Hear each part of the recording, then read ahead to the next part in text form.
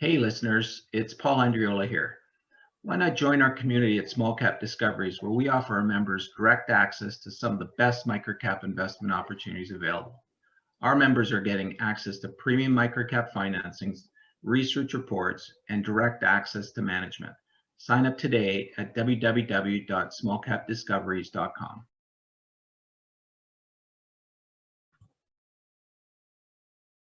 Hi, everyone. Welcome to the Small Cap Discoveries conference call. Today on our call, we have CEO Jesse Ledger from Miravo Healthcare. Miravo trades on the TSX exchange under the symbol MRV. The company is trading at $1.48 with roughly 11 million shares outstanding, or about a $17 million market cap. I'd now like to hand it over to Paul Andriola. Thanks so much, Trevor. Great to have Jesse with us today. Miravo Healthcare, or what used to be called Nuvo Pharmaceuticals, if I'm not mistaken. Great to have you here. We did sort of do a little bit of work on you guys a couple months ago just to get up to speed, but much prefer to hear it from you guys directly. And you've got a presentation with you today, Jesse, so I'm just going to hand it over to you and just let you start. Great. Yeah, no, thanks. Appreciate the opportunity to be here and walk through the story. So we'll get going here. So usual legal disclaimer, forward-looking information, all of our continuous disclosures available on SEDAR.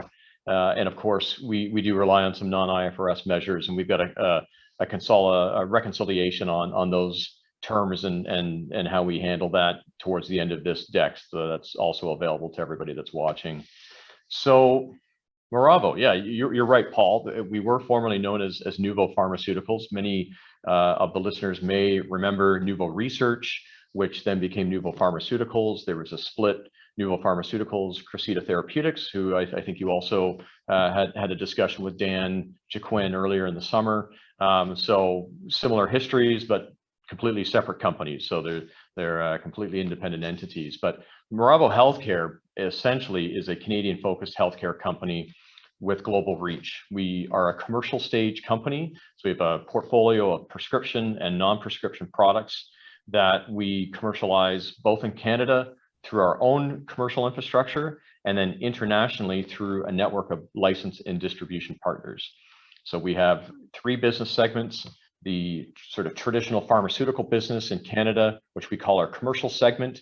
This is where we have our sales force that details physicians. We promote 4 different brands in Canada right now, and I'll talk a little bit more about those in a minute. Then we have our international business, where we've licensed out products that we've developed or that we've acquired, so proprietary products that we own that have been licensed out to different companies around the world, the US, Europe, Asia, and then we collect milestone revenue and royalty revenue from those partnerships. And the third segment is our production and services segment, which is really our legacy Nuvo Pharmaceuticals manufacturing business. So we have a manufacturing plant, an FDA-approved facility just outside of Montreal in Varennes, Quebec.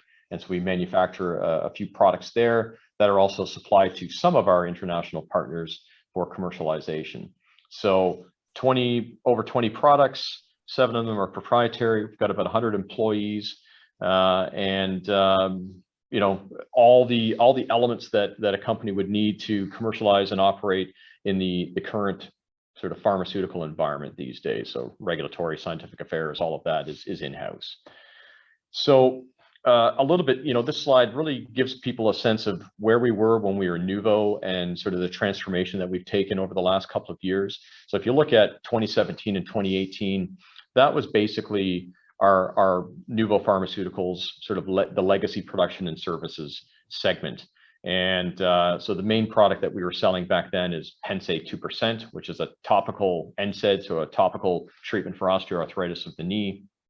And at the end of 2018, we acquired what's now our commercial segment. So the business of Aralez Pharmaceuticals Canada, as well as some international products and intellectual property. And as you can see, that transaction had a fairly transformational change in not only our top line revenue, but also the bottom line profitability of the company. And it really sort of changed the growth trajectory and potential for the company. Now, how we came about that business and acquiring it, before I joined Nuvo, I was the VP of Business Development at Tribute Pharmaceuticals, and Tribute sold to Posen. I was part of the team that built that business up, sold it to a US company called Posen. We signed that deal in 2015. It's 150 million US. And when that closed in March of 2016, I left the company and joined Nuvo as a VP of Business Development. Fast forward to 2018, the American parent company of what then became Aralez, so Tribute Posen came together and became Aralez Pharmaceuticals. They filed for Chapter 11 bankruptcy, and I went back in with the team here and reacquired the business that we had sold, plus these other international royalties for about 112 million US. So we got a bit of a discount for a bigger business, and now you see the net result. We knew the business. We knew how profitable it was, and so now we're sort of continuing to build on that platform. So I've talked about the commercial segment. This is where we actually promote products to physicians in Canada. So this today represents about 66% of our total revenue, or 65% year to date in 2021. The key products that we're promoting here, Suvexx and Cambia, are both migraine treatments, so acute migraine. Cambia is really a first-line treatment option, and Suvexx is more of a second line, or maybe a treatment option for more severe migraineurs. Cambia has been on the market for 10 years. Suvexx, we just launched a year ago, so we launched it during COVID. Blexten is an antihistamine product, so an allergy medication. It's also used to treat urticaria, which is hives. So we've been on the market for 5 years, where we continue to grow. We've done a fantastic job of taking market share away from Reactin or cetirizine. We've got a better safety profile. We've got comparable efficacy. It's a great product, and it continues to grow and continues to have more opportunity for growth, and I'll talk about that in a little bit as well. The fourth product that our sales force is promoting is Neovisc, or Neovisc One, and this is an injectable treatment for osteoarthritis of the knee. So it helps with, it replaces the synovial fluid in the knee, helps with mobility and pain management. And we just relaunched this product in Canada in January of this year, after being kind of out of stock last year because of production issues. So we found a new manufacturing partner. We do have other products in this commercial business. We call this our legacy products portfolio. These are all products that continue to generate revenue. We don't promote them. In many cases, they have generic competition, and but they continue to spit out cash flow for us. So we have really minimal expenses connected to these products, but they're nice to have because they help us pay a lot of bills. The second segment, our licensing and royalty segment. So this is really where we're capturing international sales. And like I said before, we use partnerships. So, you know, Vimovo is the biggest product in this portfolio. It's another osteoarthritis treatment. We sell that in the United States through Horizon Therapeutics, who's also our partner for Pennsaid 2%. And we sell it through the rest of the world, outside of the US, through a German company called Grünenthal. And so we just collect royalties on this. It doesn't cost us anything other than, you know, patent maintenance fees on an annual basis. We collect royalties. You know, there was a major change in the Vimovo US business back in 2019. So shortly after we acquired this business, we unexpectedly lost some patent protection in the United States through an appeal process. Last year, March of 2020, the generic version finally launched in the United States. And so you can see here the impact that the generic competitor has had on this particular royalty stream. You know, basically going from 4.4 million year to date in 2020 to basically 800,000 in royalty revenue in this year.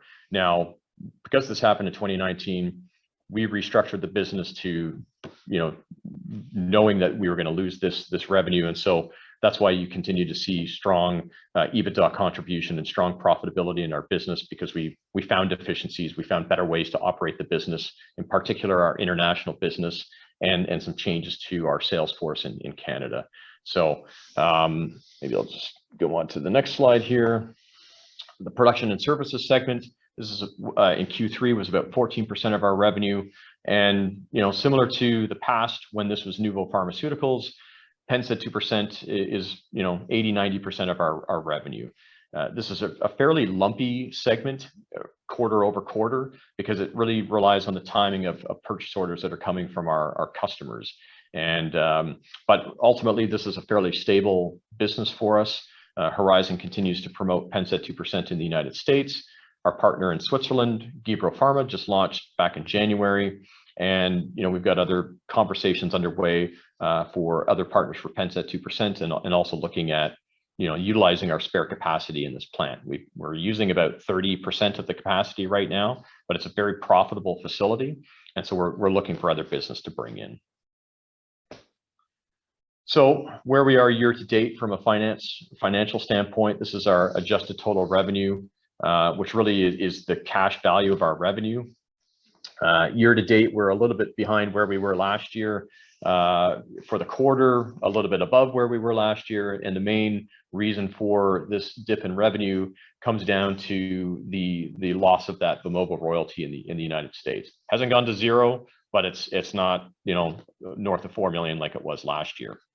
Of course, that's offset a little bit by the growth in our commercial business, and then there's the quarterly fluctuations of our production and services business. So overall, the business that we're making the investments in right now, our commercial segment, our core brands, Blexten, Cambia, Suvex, Neovisc, they're growing the way that we'd like them to. Maybe a little bit slower because of COVID and some of the challenges that we've had in terms of getting in to see doctors in person. I'm sure the audience has heard lots of reports about patients, people not going to see their doctor as frequently during COVID as they did before. That's all temporary. Once people feel safe to go back out, and I think we're increasingly getting there, I think that those visits will come back. But the important story here is that the core brands are growing despite some of those COVID headwinds. And then from an adjusted EBITDA standpoint, similar story here. The year-to-date EBITDA year over year is down because we lost the Vimovo, a big chunk of Vimovo US royalty stream.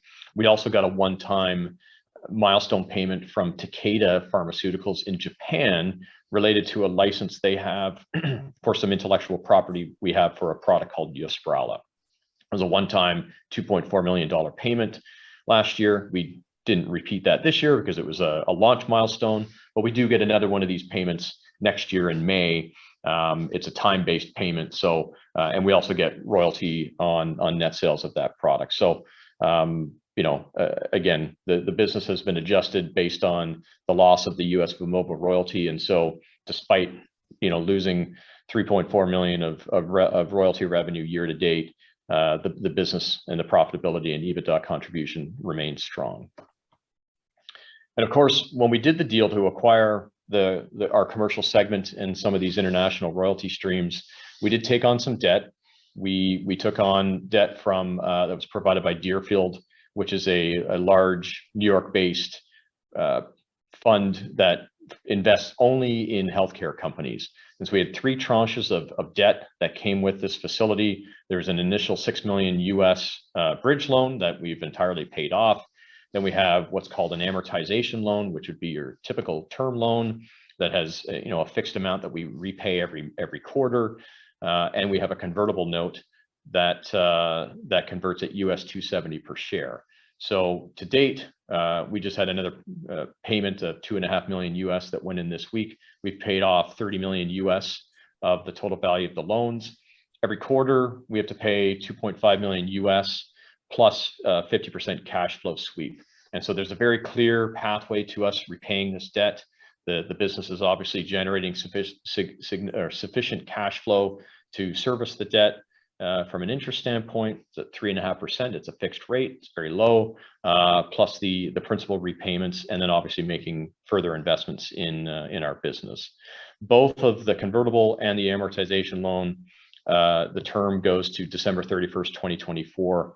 At which point, the amortization loan would be repaid in full. The convertible loan either converts in advance of that, or there's a refinancing exercise for us based on the scale of the business today and where we expect to be at the end of 2024. We don't believe that refinancing this $52.5 million would be particularly challenging.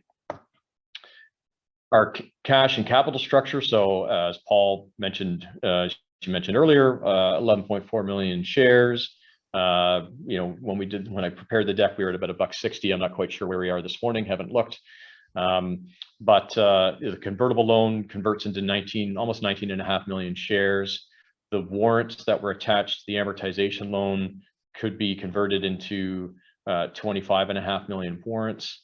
And so you see our sort of fully diluted share count there. It's important to note that Deerfield, who holds those convertible loan notes and the warrants, can only hold up to 5% of our outstanding shares at any one point in time. So as it, when if these derivatives come into the money, they can't just all of a sudden exercise every single one of the warrants and dilute, the existing shareholder base overnight in a dramatic way. They're going to have to be very systematic about how they monetize their position, and ultimately they're not in this for the 3.5% interest rate on the loan, on the debt. They're in this for equity appreciation. And clearly, based on where our share price is today versus where the warrant strike price and the convert price is at, there's a fair amount of headroom between now and then for new potential investors to obviously generate some interesting value and growth potential.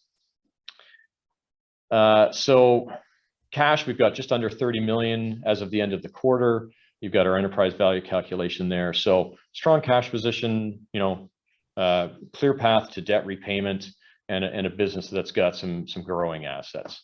So, where are we going from here? What's the plan? We went out and bought this business out of bankruptcy because the infrastructure is scalable. And so we've got a team, we've got an entire organization that knows how to get drugs approved, knows how to get deals done, knows how to launch drugs and make them a success. And so really the big focus for us is, we're looking at in-licensing or acquiring new products that we can bolt on to our infrastructure. If we get 2 or 3 new products, we're going to need to expand our sales force, but it's incremental expansion, not building out another 38 rep sales force in Canada.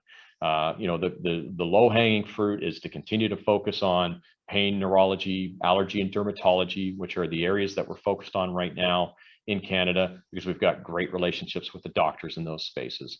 Of course, we can look at other therapeutic areas as well, but this is kind of the low-hanging fruit for us.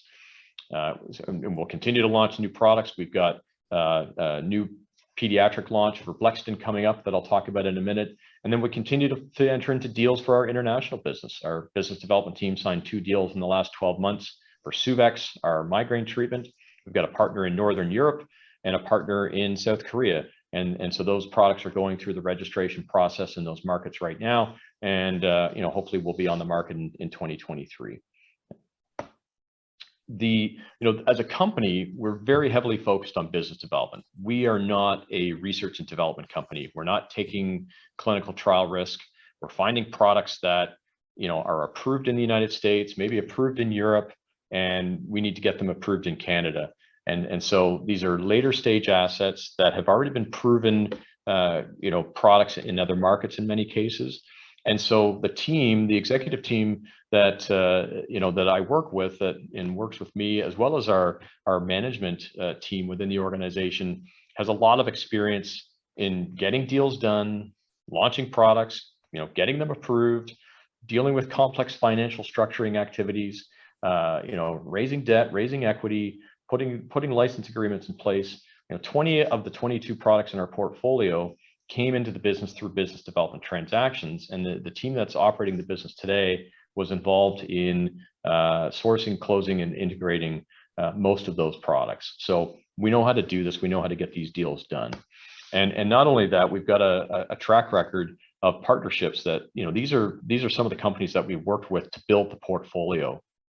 And remember, I was with Tribute Pharmaceuticals before it became Aralez and before it became part of Miravo.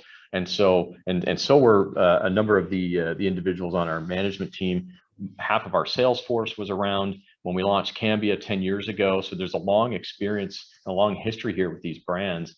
And then we've developed partnerships with some big multinational companies like AbbVie, Reckitt Benckiser, Takeda sells, we have a license on some of our IP in Japan. And then you've got smaller regional players as well. So we know how to be a licensee, so we know how to be somebody's partner, but we also know how to be a licensor, to manage relationships in international markets. And I think it's that knowledge and that experience that really helps to differentiate us from some of our peers, certainly in North America.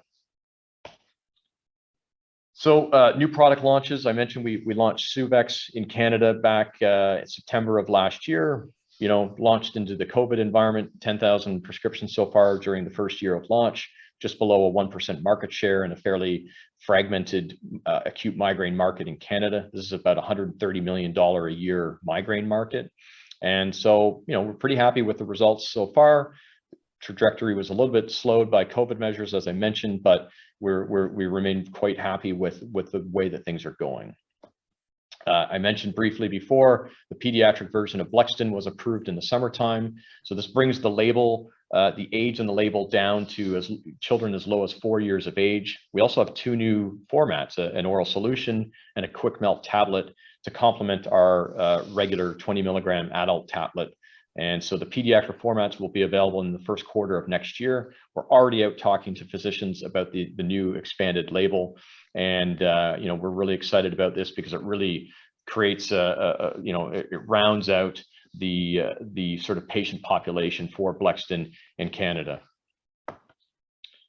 I talked a little bit about the growth potential for Blexten. This is the biggest product in our portfolio, and there's a long way for it to go. We're up at 18-19% market share already after 5 years on the market. Normally, 20% market share would be a great place to be, but we know there's more to come.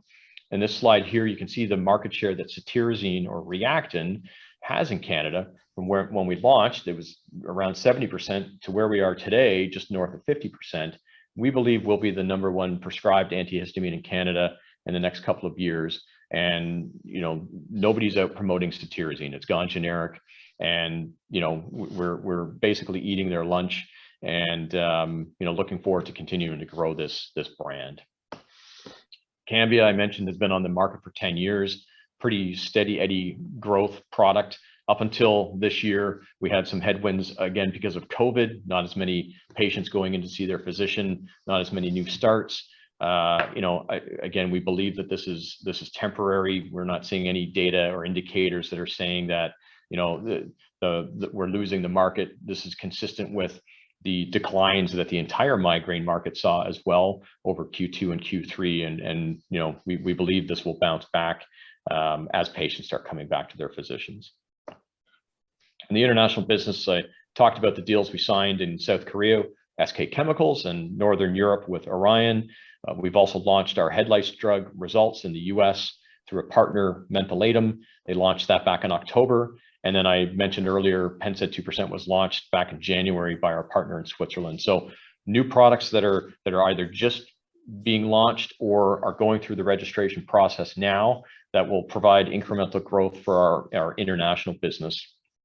And then in the case of the Suvexx deals, we will earn royalty revenue on both of those deals, as well as revenue on the supply of the finished product. So two revenue streams coming from those deals. Same with Pennsaid 2%. So it's you'll see revenue come up in both our licensing and royalty business or segment, as well as the production and services segment. So some of the milestones that we've achieved over the course of the year, as well as some upcoming ones. With Pennsaid 2%, we're looking to get that filed with the Greek authorities towards the end of this year or potentially Q1 next year. And then, of course, we're working towards the Blexten launch, the pediatric launch, and we're into pre-launch activities right now. I suppose the other sort of milestone that's really high on our list of priorities right now is business development. So we've made a major investment in our BD team this year. I've got 3 people now that are spending 100% of their time looking for opportunities, looking for new products to bring into the business. We've evaluated over 100 opportunities this year. We've advanced some high potential opportunities into term sheet and due diligence phase. So, it's always hard to pinpoint the timing of when BD deals are going to be done, but we've got some interesting opportunities under evaluation. And I think really that's kind of the next thing for us is to add those new pipeline products that take us out for the next 10 to 15 years and then to continue to add new products every year. In an ideal world, we're launching 1 to 2 new products every single year for the foreseeable future. And that's what this infrastructure that we acquired affords us, is the ability to just continue to layer on new products and manage the life cycle of the existing assets. So, just to sum up here, we're a diversified pharmaceutical business, more than 20 revenue generating products. We're looking at organic and inorganic growth opportunities, both in Canada and internationally, through existing and continued market share growth and new product launches. We've got a strong focus on business development and a strong background and pedigree in getting deals done. All of our core products and the growth products are protected by market exclusivity, IP, and long-term partnerships. So there's security around those assets.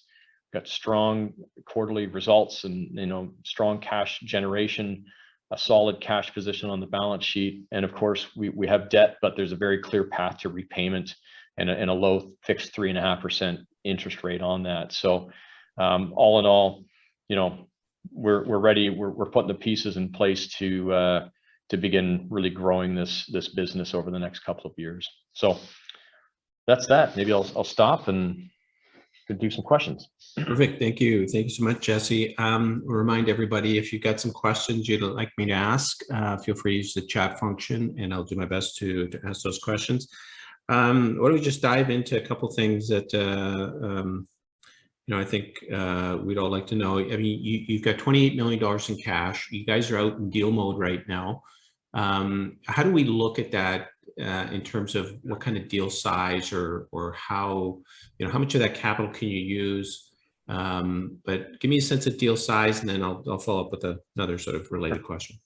Sure. So, we are financing our working capital needs through the cash from operations. So, obviously we need to keep a certain amount of that cash available for working capital investments because we don't have a revolver, although, it's something that we're working on.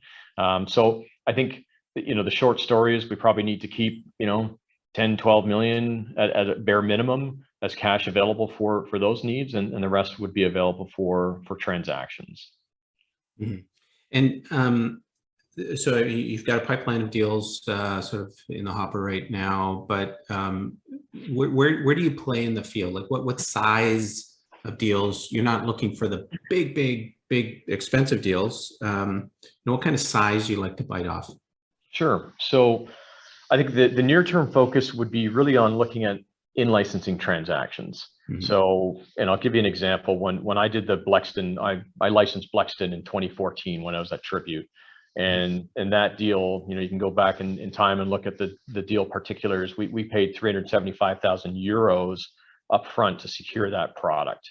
Of course, there are milestone payments, royalties, various other payments over time, but it's spread out over the life of the asset, as opposed to, also when I was at Tribute, we acquired a couple of brands from Novartis and paid $35 million for them upfront. So the licensing transactions, while you don't get immediate cash flow and revenue generation from them because you need to get the drugs approved, they provide a revenue stream that continues to grow over time. And you get a product now that has IP protection, you get 10, 15 years, maybe even 20 years of market exclusivity, depending on the timing of those patents. So those are the kinds of products we're looking at, because we're looking at things over the long term. Now, of course, we're looking at acquisitions as well. And you're right, we're not looking at doing another $100 million transaction. We've got debt, we've got a relatively complicated balance sheet and cap structure because of that. And so, we can't go ahead and do a $100 million deal unless we're looking at getting pretty creative, and that's not off the table. But I think the near-term focus is license deals and then other bolt-on transactions that kind of fit with that level of cash that we have. We're not interested in going out and taking on more debt, not necessarily interested in raising equity today. We do have a shelf out there that's been filed, but at our share price, I'm not interested in using that unless there's a very good reason for it. So we'll be looking at these sort of incremental bolt-on transactions that can help build the business in the near term and the long term. And really for me, and for the company, it's developing that pipeline of long-term high potential assets that will take us beyond the sort of loss of exclusivity and patent expirations that will be coming, later, 2025, 2026 for some of our products. We're building the blocks to take us beyond that, and that's the big focus for us right now.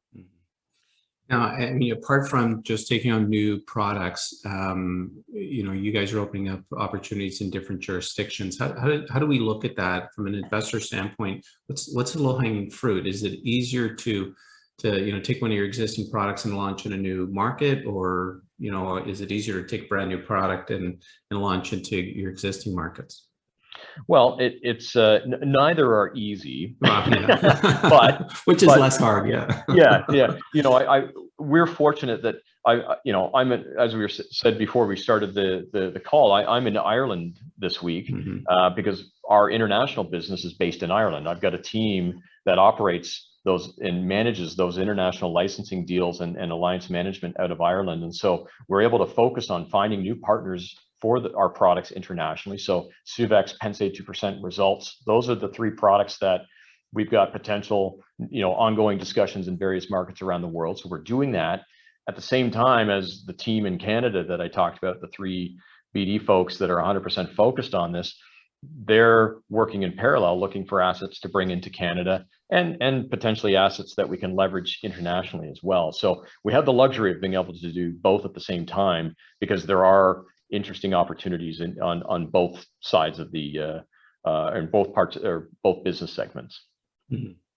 Apart from sort of investing in new licenses or new products, where else do you guys need to sort of beef up your resources? We'll call it. Like, do you need to open up a new sort of operation somewhere? Do you need to add staff? Is there any other critical piece you need to grow the business? So, there's not some, sort of massive area that we're lacking in where we need to add, 10 head count in order to appropriately manage something, like really we're talking about incremental head count, whether it's in the sales force or in regulatory affairs or quality assurance. As you have more products, you need more people to manage those products. And that's why it's a scalable infrastructure, because you can add one person here, one person there, and it's you're adding one or two people on an annual basis based on growth of the business. So it's very reasonable and cost effective. I think the area that we're really interested in is, and I'm sure you and maybe some of the listeners have experienced this over the last 18 months or so, but if you go visit your doctor today, very often you're talking to them on the phone or you're talking to them on a Zoom call. You've got all these new platforms that are emerging, these telehealth and digital health platforms that are making it easier for patients to get access to healthcare. And so this is I think this is here to stay, and certainly doctors are going to go back to seeing patients in person, and patients want to do that. But I think there's an efficiency that's been created by forcing people into digital health and telehealth and forcing physicians to embrace these technologies. And this is something that I'm really excited about. And so we're spending a lot of time looking at this space and looking at how we can play in this space. And so alongside, bringing a new portfolio of products, expanding the markets for our products globally, we're looking at what are those other channels that we can leverage, using digital health and telehealth technologies, working with partners, how we can get much more efficient at how we're providing access to our products. And, for sure, one thing that we noticed with our sales force, we were able to pivot almost immediately back in March 2020 when Canada went into lockdown, the world went into lockdown. The week before, our reps are out in the field meeting doctors in person. And then after March break, all of a sudden, all of our reps are talking to doctors on Microsoft Teams and Zoom and whatnot. And so we were able to pivot extremely fast. And what ended up happening over the course of the last 18 months or so is that we found that the cost of our sales and marketing organization dropped dramatically. We didn't have people traveling. We weren't having meetings with physicians where you had to fly a bunch of people 20 docs into, say, Toronto for a meeting with a key opinion leader, so that, to provide opportunities to learn about the therapeutic areas and our medicines. And the cost of holding those meetings, we were doing them on Zoom, and instead of having 15 or 20 doctors participate, we were able to have 60 or 70 or 80 physicians participate across the country. And so physicians that are, say, in Saskatoon or Halifax or Northern Ontario that wouldn't traditionally have been able to participate in these activities are now able to participate via Zoom. And so we've been able to extend our reach, expand our reach, and do it in a very cost-effective way. Now, our reps are back out in the field. We're doing in-person events again, but we're gonna have a blend of in-person and sort of virtual events because they're effective. And so I think there's a whole bunch of interesting technology aspects that are really going to sort of disrupt the way that the pharmaceutical business operates, whether it's patient access to physicians and patient access to our medicines, or our sales force and commercial access to physicians, and how the message gets broadcast. So it's really interesting, and I can't really say anything specific about sort of what's in store, but as I'm sure you can appreciate, there's a ton of interesting stuff going on in the digital health space these days. So that's exciting. Yeah, I've definitely seen that. Jesse, what do you see as the greatest risk or the bigger challenges you're facing running this type of business? Well, there's the changing regulatory environment, the changing legal environment. There's the Canadian government has been pretty vocal over the last few years about sort of changing drug pricing regulations and driving the cost of prescription medicines down. Changes have been put forward, they keep getting delayed, and I'm talking about the Patented Medicines Price Review Board, or PMPRB, which is the federal agency that regulates drug prices for patented medicines. So that's certainly a risk. It's making it harder to find, or maybe not harder to find assets, but harder to come up with a price point for your product that makes sense. And so that's certainly a risk. It's certainly not affecting our ability to find interesting assets. You just have to get a little more creative in terms of how you approach things sometimes. But that's certainly a challenge, and just those changing regulations. I think that's something that's affecting us. It's affecting people around the world. That's probably the biggest risk that we're seeing these days. Gotcha. A question about the stock itself. 11.4 million shares outstanding. What percentage is owned by insiders, or sort of the team? Yes, you've got about 5% is held by insiders and management.